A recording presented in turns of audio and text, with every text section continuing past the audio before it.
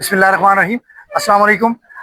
अगर इंसान नॉर्मल है तो उसे किसी ना किसी वजह से हॉस्पिटल ज़रूर जाना पड़ता है और डॉक्टरों से भी उसका सामना जो है होता है, और वो अक्सर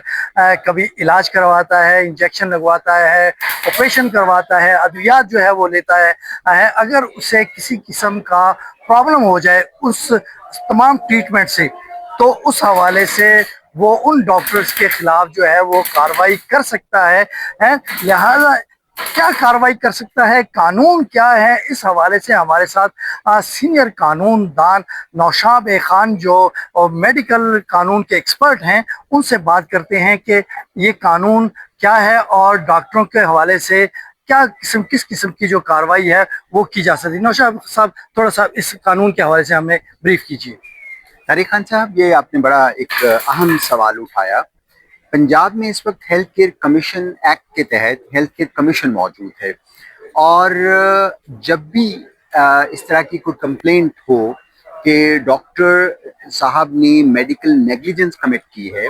तो कंप्लेंट को हेल्थ केयर कमीशन एक्ट के तहत विद इन 60 डेज यानी 2 माह के अरसे में आपको फाइल करना होता है। और ये 2 माह का अरसा शुरू होता है उस कॉज ऑफ एक्शन के अक्रूवल से। यानी जैसे अभी तारिक खान साहब आपने बताया कि अगर इंजेक्शन से रिएक्शन हो गया है, सर्जरी हुई है और उससे कह लीजिए कि मर्ज ठीक होने के बजाय मजीद बिगाड़ का शिकार हुआ है, या कोई और ट्रीटमेंट ली गई है और बजाय कि उससे कोई अफाका होता, उल्टा जो सूरत हाल है वो बैड टू वर्स हो गई है, तो उस सूरत में 2 माह के अरसा में आपने वो कंप्लेंट फाइल करना होती है हेल्थ केयर कमीशन में। और तारिक खान साहब, ये बड़ा इम्पोर्टेंट आपका सवाल है, और इस सवाल के जवाब में मैं ये ज़रूर कहूँगा कि इस कानून की इंटरप्रिटेशन जो है हेल्थ केयर कमीशन एक्ट के इस मुतलका प्रोविजन की, हाल ही में honourable chief justice Lahore high court honourable justice Aliya Neelam साहिबा, उन्होंने अपनी एक बड़ी अथॉरिटेटिव जजमेंट की है, और उस जजमेंट में उन्होंने होल्ड किया है कि ये जो डेट ऑफ नॉलेज है,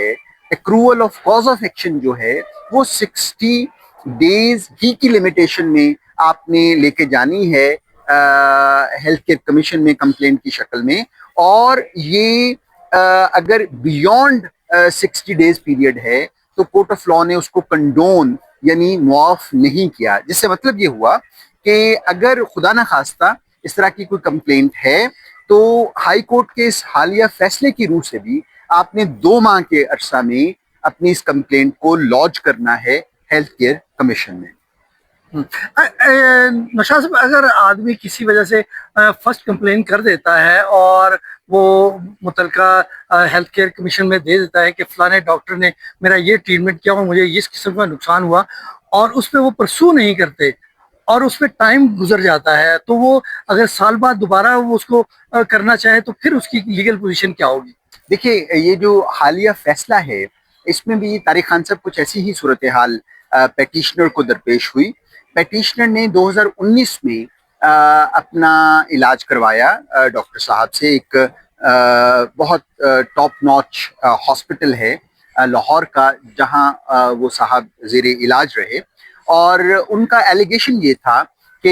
ये जो सर्जरी की गई है मेरे शोल्डर की, उसमें डॉक्टर साहब ने ग्रॉस मेडिकल नेग्लिजेंस कमिट की है। लेकिन वो जो अपना क्लेम था या कंप्लेंट थी, वो हेल्थ केयर कमीशन में बजाय कि 2019 में लेके आ जाते, जब ये उनकी ट्रीटमेंट हुई, वो 2021 में लेके आए। तो अपने कानून के तहत हेल्थ केयर कमीशन ने उनकी कंप्लेंट को रद्द किया, और उस रिफ्यूजल या उस ऑर्डर के अगेंस्ट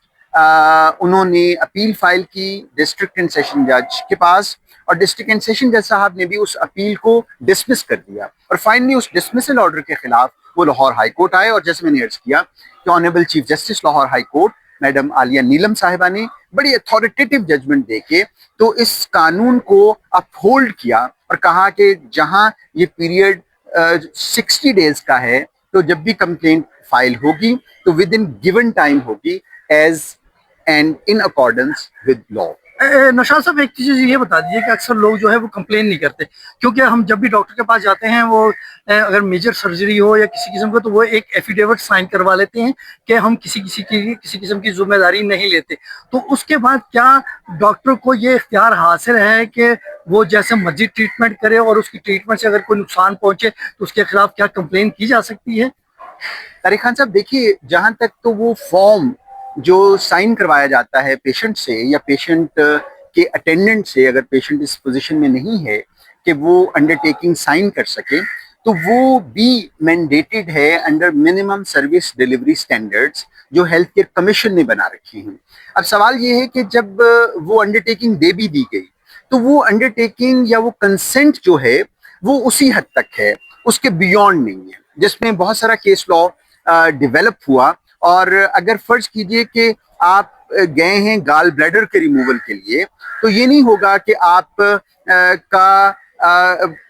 जो कह लीजिए कि बड़ी आंत है, डॉक्टर साहब वो गाल ब्लैडर की कंसेंट की बेसिस पे वो निकाल देंगे। नहीं, वो जो कंसेंट है, वो जो अंडरटेकिंग आपने साइन की है या आपके अटेंडेंट ने साइन की है, वो सिर्फ उसी हद तक वो कंसेंट समझी जाएगी जिस हद तक आपने दी है, नंबर एक। और नंबर दो, अगर उसमें भी आप देखते हैं, कंसेंट के बावजूद भी आप देखते हैं कि जो एक प्रोसीजर है कानून के दायरे में, और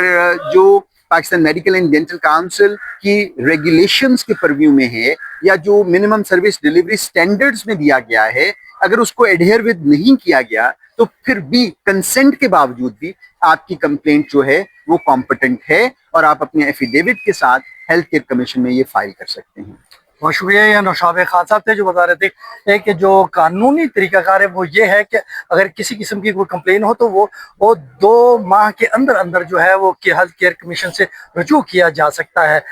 एक नई खबर के साथ दोबारा आपकी खिदमत में हाजिर होंगे, तब तक अपने मेज़बान तारिक खान को इजाज़त दीजिए। अस्सलाम वालेकुम।